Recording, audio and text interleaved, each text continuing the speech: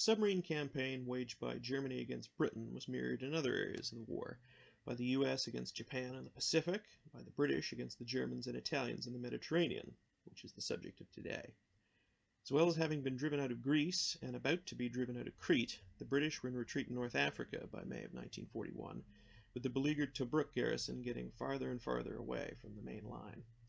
Axis reinforcements bound for Africa were therefore prime targets of Royal Navy submarines, and on the 24th of May, 4 Italian passenger ships, converted to troop transports, left Naples for Libya, escorted by destroyers and torpedo boats.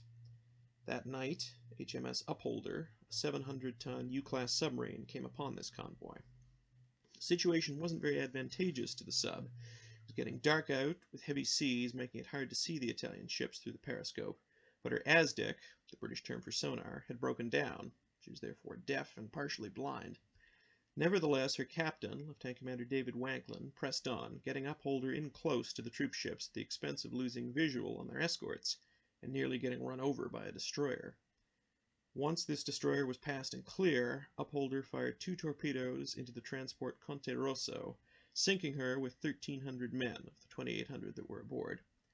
The escorting destroyers began searching for the British submarine, her crew counting 37 depth charges exploding around her over the next couple of hours.